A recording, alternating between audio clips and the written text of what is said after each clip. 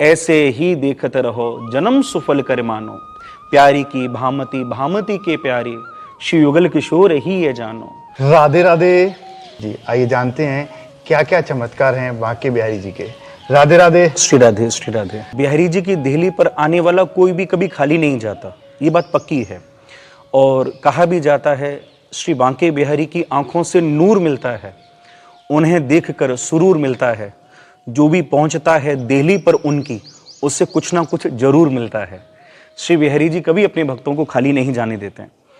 और श्री बिहारी जी सबके लाडले भी इसलिए हैं क्योंकि बांके बिहारी जी के पास आया हुआ भक्त केवल भक्त नहीं होता, श्री बिहारी जी उसको सखा मानकर उसके संग खड़े रहते हैं और इतनी घनिष्ठता के साथ उसके साथ वो संबंध निभाते हैं जिस प्रकार भगवान गीता में कहते हैं, अनन्यास चिंतयन्तो माम ये जना पर्युपासते है तेषाम नित्याभियुक्तानाम योगक्षेम्यम वहाम्यहम्। भक्त जब सब कुछ बिहारी जी पर छोड़कर बैठ जाता है तो भगवान ही उसका निर्वाहन करते हैं, संपूर्ण व्यवस्था श्री बिहारी जी ही करते हैं। और बड़ी प्रचलित एक कथा है जो मेरे स्मरण में आ रही है, मैं वही आपको सुनाता हूं। अलीगढ़ के पास एक गांव था और उस गांव में गोवर्धन दास जी रहते थे। गोवर्धन दास जी पेशे से अध्यापक थे और शिक्षा देना उनका कार्य था। तो पूर्व काल में जो अध्यापक हुआ करते थे वो बिना किसी मोल भाव के शिक्षा को देते थे, क्योंकि गुरु पद इतना श्रेष्ठ पद है, उसमें ये पैसा मायने नहीं रखता। वहां जब आपको गुरु बना दिया जाता है उससे श्रेष्ठ कुछ होता नहीं है। तो जब वो शिक्षा देते थे तो किसी प्रकार का मूल भाव किसी भी शिष्य से या उनके माँ बाप से उनका नहीं था। ऐसा स्वभाव गोवर्धन दास जी का अद्भुत था। तब महाराज श्री गोवर्धन दास जी बड़ी नीति के साथ, बड़े नियम के साथ रहते हैं। और एक दिन श्री गोवर्धन दास जी के हृदय में ये भाव आया, क्यों ना मैं अपनी पत्नी से पूछूं कि तुझे तो किसी चीज की आवश्यकता है। तो पत्नी से पूछा कि क्या तुझे किसी चीज की जरूरत है। तो पत्नी ने कहा कि आपके दिया जो कुछ भी आपने मुझे दिया या भगवान ने मुझे जो कुछ दिया उसे बड़ी प्रसन्नता के साथ मैंने भोगा, मुझे आवश्यकता किसी चीज की नहीं पड़ी। लेकिन मैं एक माँ भी हूं, तो आपकी बेटी बड़ी होती जा रही है, क्या आपने उसके विवाह के लिए कोई प्रबंध किया, आपने सोचा उसके विषय में। तो गोवर्धन दास जी कहने लगे, नहीं मैंने तो कुछ नहीं सोचा। तो अब अपनी बेटी का विवाह कैसे करोगे। तो गोवर्धन दास जी ने कहा कि तू क्यों चिंता करती है, लक्ष्मी सेठ के पास हम जाएंगे और उससे कुछ पैसा उधार ले लेंगे, अपनी बेटी का विवाह कर देंगे और जब विवाह हो जाएगा तो धीरे धीरे धीरे उसका पैसा लौटा देंगे। तो जैसे ही पत्नी ने सेठ लक्ष्मीचंद का नाम सुना तो पत्नी कहने लगी, आप जानते नहीं लक्ष्मीचंद को, लक्ष्मीचंद इतना नियत का हारा है कि जो भी उसके चंगुल में फंसा उसने कोर्ट और अदालत के ही चक्कर काटे हैं। मैं आपको यही कहूंगी कि आप उनसे पैसे मत लेना। ये बात सुनते ही गोवर्धन दास जी को तो बड़ा क्षोभ हुआ कि अब जाऊं कहां, कैसे बात बने। तो महाराज अंत तो गत्वा कोई रास्ता जब नजर नहीं आया, बेटी का विवाह निकट आने लगा और वो तारीख भी निकट आने लगी, सारे इंतजाम की बारी आई, तो अचानक से पैसा आए कहां से। तो गोवर्धन दास जी को सेठ लक्ष्मीचंद का ही द्वार समझ में आया और सेठ लक्ष्मीचंद के द्वार पर पहुंच गए। लक्ष्मीचंद ने लिखवा लिया और पैसे उन्हें दे दिए। कुछ समय बाद जब वो सारा सामान लेकर घर की ओर आने लगे तो पत्नी ने देखा, बड़ी प्रसन्न हुई कि सब कुछ इंतजाम करके आप आ गए। ये बताया नहीं कि पैसा मैंने लक्ष्मीचंद से लिया है। और पहुंचे और वहां पहुंचकर सुंदर विधि से बेटी का विवाह करने के बाद बेटी को विदा किया। जब बेटी विदा हुई कुछ समय बाद कमा कर एक एक पाई कमाकर सेठ लक्ष्मीचंद को उसका पैसा लौटाया। और जब पूरा पैसा पहुंच गया तो सेठ लक्ष्मीचंद ने भी एक डायरी में लिख दिया, गोवर्धन दास जी को जो पैसे मैंने दिए थे उन्होंने पैसों के समय समेत ब्याज मुझे लौटा दिए हैं, अब उनका मेरा कोई लेन देन नहीं है, ऐसा स्पष्ट कह दिया और वो डायरी बंद कर दी। गोवर्धन दास जी को लगा जब डायरी में लिख चुके हैं तो अब मुझे किसी चीज की आवश्यकता क्या, क्योंकि वो तो अध्यापक थे, सांचे थे, तो लौट चले वहां से। कुछ 2 माह बाद सेठ लक्ष्मीचंद की जब नीयत बिगड़ी तो कोर्ट से सम्मन भेज दिया गोवर्धन दास जी के नाम से कि गोवर्धन दास जी ने जो मुझसे पैसे लिए थे वो पैसे मुझे लौटाए नहीं है। और जब ये सम्मन पत्नी के हाथ में आया तो पत्नी तो घबरा गई। जो अध्यापक सदैव पढ़ते पढ़ाते रहे हैं और कोर्ट का सम्मन तो नाम ही बुरा है महाराज, जो सुने वही घबरा जाए। अब जब कोर्ट का सम्मन आया इतने भयभीत हो गए, क्या किया जाए। पत्नी तो बोली, मैं तो पहले ही बोली थी आपसे कि सेठ लक्ष्मीचंद से 1 रुपया भी मत लेना, वो ठीक नहीं है। आप मेरी बात नहीं माने और आज देख लो इसका परिणाम क्या हुआ। ये सम्मन आ गया, इसका जवाब कौन देगा। आपने उनको पैसे दिए या नहीं दिए? तो कहा कि मैंने तो 1-1 पाई लौटा दी है। फिर ये सम्मन कैसे आया? सेठ लक्ष्मीचंद से बात करने पहुंचे गोवर्धन दास जी कि मैंने आपको पैसे दिए थे, आपने लिखा भी था। लेकिन लक्ष्मीचंद उस समय मुकर गए। और महाराज जो झूठा हो गया उसके आगे तो सबको हार माननी पड़ती है। सेठ लक्ष्मीचंद ने कह दिया कि गोवर्धन दास जी अब तो आपको अपना मकान ही खाली करना पड़ेगा, बदले में कुछ पैसे ले लो मुझसे, लेकिन मकान खाली करना पड़ेगा। तब गोवर्धन दास जी के हृदय में यह भाव आया कि सबकी सुनने वाला बांके बिहारी है, मैं भी उसकी दर पर जाऊंगा, क्योंकि मैंने सुना है जो भी उसके दर पर पहुंचा है कभी खाली नहीं आया, मैं भी उसके दर पर जाऊंगा। और तब अलीगढ़ से गोवर्धन दास जी बस में वृंदावन आए और वृंदावन में बस स्टैंड है, वहां बस रुकी। बस ने कहा कि 3 घंटे का समय है, आप अपनी जो घूमना है घूम कर वापस यहीं आना। तब गोवर्धन दास जी महाराज प्रथम बार श्री बिहारी जी के सामने खड़े हुए हैं। और जैसे ही बिहारी जी के सामने खड़े हुए हैं, ऐसे ही देखत रहो जन्म सुफल कर मानो, प्यारी की भामती भामती के प्यारी, श्री युगल किशोर ही ये जानो, छिन्ना टरहूं पल हो न इत उत, बस में एक ही ये तानो, स्वामी श्री हरिदास के लाडले शिकुंज बिहारी मन रानो।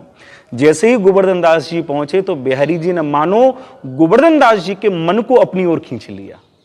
और अब गोवर्धन दास जी को लगा कि मेरी और इस जग में कोई सुनने वाला नहीं है, यही है जो मेरी सुनेंगे। भगवान के आगे रोने लगे कि हे मेरे बिहारी जी, मैं ऐसे ऐसे संकट में फंस गया हूं, आप सबकी नैया को पार कराने वाले हो, मेरी भी नैया आज भंवर में अटकी है, मेरी नैया को पार कराओ मेरे बांके बिहारी, मेरी नैया को पार कराओ।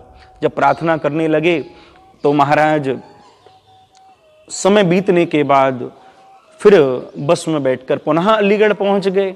और जब पुनः अलीगढ़ पहुंचे हैं तो क्या हुआ, कोर्ट से जो सम्मन आया था उस सम्मन के आधार पर उन्हें उस तारीख पर कोर्ट भी जाना था। जब कोर्ट में वहां पहुंचे तो पहुंचने पर जज ने सुनवाई करना शुरू किया।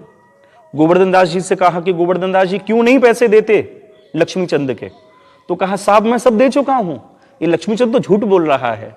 जब आपने पैसे दिए तो वहां कोई उपस्थित था, कोई मौजूद था जिसने ये देखा हो कि आपने पैसे लौटाए हैं? तब याद आ गई उसी मुरली वाले की। कहा कि साहब कोई था या नहीं था मैं किसके विषय में कहूं, लेकिन मैं ये जानता हूं वहां मेरे बांके बिहारी थे। जैसे ही सुना बांके बिहारी तो पूछा कि ये बांके बिहारी कौन है, कहां रहता है? जज ने पूछा कहां रहता है? बोले वृंदावन में रहता है। किसका पुत्र है? तो गोवर्धन दास जी जानते तो नहीं थे, लेकिन सुना था कि हरिदास जी ने ही बिहारी जी को प्रकट किया है, तो कहा कि हरिदास उनके पिता हैं। तो जैसे ही सुना तो जज ने हरिदास के पुत्र बांके बिहारी के नाम पर सम्मन जारी करके वृंदावन में भेज दिया। अब वृंदावन में सम्मन आ रहा है, बिहारी जी का चमत्कार प्रारंभ होता है। श्री बिहारी जी जान गए कि ये सम्मन को लेकर घूमेगा, कोई लेगा ही नहीं, तो स्वयं भगवान बालक का रूप धारण करके पहुंच गए। अरे डाकिया कहां से आए हो, क्या लाए हो? अरे भैया यहां बांके बिहारी कौन है? ये उसका ही खत है। तो कहा कि ला मुझे दे दे, मैं ही उनके घर जा रहा हूं, मैं उनको दे दूंगा। तो महाराज वो सम्मन श्री ठाकुर जी ने बाल रूप में ले लिया और ठाकुर जी ने पढ़ लिया कि भैया मेरे नाम का सम्मन आया है। वहीं श्री बिहारी जी जान रहे हैं कि आज मेरे भक्त को मेरी दरकार है, इसलिए बांके बिहारी हैं, आज मेरे भक्त को मेरी दरकार है। श्री बिहारी जी जान गए और महाराज जब वो सम्मन की तारीख लगी तो उस तारीख पर जब फैसला होना है तो कहा कि तुम्हारे बांके बिहारी तो आए नहीं, अब फैसला तो तुम्हारे खिलाफ है, गोवर्धन दास जी तुम्हें घर छोड़ना पड़ेगा क्योंकि तुमने पैसे चुकाए नहीं है। तब गोवर्धन दास जी ठाकुर जी को याद करते हुए कहने लगे कि सबकी नैया को पार लगाया और मेरी नैया को ही डुबा दिया। ठाकुर जी से इस प्रकार ध्यान करने लगे, इतने में ही देखा कि एक वृद्ध व्यक्ति जो काला कंबल को ओढ़कर चला आ रहा है। जैसे ही वो आया तो कहा कि बांके बिहारी हाजिर हो, बांके बिहारी हाजिर हो। काला जो कंबल ओढ़कर आया वृद्ध पुरुष, उसने हाथ उठा दिया कि मैं हूं बांके बिहारी। तुरंत उनको कठेरे में खड़ा किया गया। बोले आप उस समय वहां थे जिस समय गोवर्धन दास जी ने पैसे सेठ लक्ष्मीचंद को दिए, क्या थे आप उस समय? बोले हाँ मैं था और मैंने देखा भी है। आपके पास कोई उसका सबूत है? बोले हाँ मेरे पास सबूत है। जहां लक्ष्मीचंद बैठता है उसके पीछे ही जो अलमारी है और वहां जो पीले रंग की फाइल है उसके 37 नंबर पेज पर यह स्पष्ट लिखा है कि गोवर्धन दास जी ने एक एक रुपया सूत समेत सेठ लक्ष्मीचंद को लौटा दिया है। जब बताया कि पीले फाइल में 37 नंबर पेज पर लिखा है तो महाराज अपने सिपाही भेजे और सिपाहियों को भेजने के बाद वहां खोज की अलमारी में से वो फाइल पाई और उस फाइल को जज साहब के सामने लाया गया। जज साहब ने जब उसको पढ़ा तो जान गए कि लक्ष्मीचंद झूठ बोल रहा है, सच गोवर्धन दास जी बोल रहे हैं। उस समय गोवर्धन दास जी को बाइज्जत बरी किया गया और सेठ लक्ष्मीचंद को सजा हुई। उस समय जज साहब देख रहे हैं तो जज साहब को यह लग रहा है कि कहीं ना कहीं कोई बात ऐसी है जो अद्भुत है और उन काले कंबल को ओढ़कर आई वृद्ध व्यक्ति की ओर ही एक टक दृष्टि से देख रहे हैं। जैसे ही वो चलने लगे तो चलते चलते थोड़ी देर में क्या हुआ कि दरवाजे तक ही नहीं पहुंचे थे, वहीं श्री ठाकुर जी अंतर्ध्यान हो गए। और जैसे ही अंतर्ध्यान हो गए तो गोवर्धन दास जी को बुलाया और पूछा क्या तुम बांके बिहारी को जानते थे पहले से? तो गोवर्धन दास जी ने कहा भैया मैं तो किसी बांके बिहारी को नहीं जानता था, मैं तो वृंदावन वाले बांके बिहारी को जानता था। इतना सुनते ही जज साहब हक्के बक्के रह गए, अरे मेरे सामने कौन आया था? और महाराज किसी से कुछ नहीं बोलते। और हर रोज जो जज साहब गाड़ी से ही आया जाया करते थे, आज वो जज साहब सबको छोड़कर पैदल ही घर जा रहे हैं। घर जब वो पहुंचे तो पत्नी मंदिर में भगवान का भोग लगा रही है और भोग लगा रही है तो उस समय जज साहब ने देखा कि जिसका भोग मेरी पत्नी लगा रही है आज वो मेरी अदालत में आया था। पत्नी से कहा कि मंदिर में कौन बैठे हैं? तो कहा बांके बिहारी बैठे हैं। उस समय सुनते ही महाराज इतना अगाध दुख हुआ हृदय में, वहीं बैठे बैठे जज साहब रोने लगे। पत्नी ने पूछा हुआ क्या, कोई बात गलत हो गई या तुमने कोई गलत निर्णय कर लिया? आज आपकी आंखों में आंसू क्यों हैं? क्योंकि आप जब भी कोई निर्णय लेकर आते हो तो आपके चेहरे पर प्रसन्नता होती है कि आपने कोई अच्छा कार्य किया। आज आपके आंखों में आंसू, क्या कोई गलत फैसला हो गया? बोले हाँ आज बहुत गलत फैसला हो गया। बोले कैसे? तो श्री जज साहब कहते हैं कि शेष महेश दिनेश सुरेश गणेश के ध्यान ना आते रहे, सोही ईश अदालत में सन्मुख भगतन के गवाह कहाते रहे, सुख धोके हुदैश दियो जो दियो, दुख नेक नहीं वो जो जाते रहे, कुर्सी पे जज बना बैठा रहा, जगदीश खड़े सम जाते रहे। जज साहब फूट फूट कर रोते हैं और कहते हैं कि मैं तुझे क्या बताऊं, जिसकी अदालत में सबको ही खड़ा होना पड़ता है, जिसकी अदालत में हर किसी को ही जाना होता है, आज वही ईश वही जगदीश आज मेरी अदालत में खड़े थे, वो मेरी अदालत में खड़े थे। आज मेरी जिंदगी का फैसला हो गया। आज के बाद कुछ बोलना नहीं है मुझे। और महाराज उसी समय जज पद का इस्तीफा देकर वृंदावन में आकर जज बाबा के नाम से प्रसिद्ध हुए। ये बिहारी जी की भक्ति ही है जो महाराज खींच कर लाती है। वृंदावन में आप जो पागल बाबा का मंदिर सुनते हो, जिन्हें आप पागल बाबा कहते हो, वो पागल बाबा ही जज बाबा थे। वही जज बाबा थे जो पूर्व में जज थे, लेकिन बिहारी जी जिसकी गवाही देने स्वयं पहुंच गए हों, ऐसे दयालु, ऐसे कृपालु बिहारी जी को जानकर महाराज अपने जज पद को इस्तीफा देकर वृंदावन में आए, भक्ति करी और आज वृंदावन में एक भव्य मंदिर बनाया जिसे हम पागल बाबा का मंदिर कहते हैं। आज मंदिर में राधा कृष्ण स्थापित हैं, उनके दर्शन हैं वहां पर। अगर सच्चे मन से ठाकुर जी बांके बिहारी जी की प्रार्थना की जाए, उनके शरण में जाया जाए, तो उनकी फरियाद जरूर सुनते हैं। ऐसे ही उस भक्त की फरियाद सुनी बांके बिहारी जी ने। राधे राधे।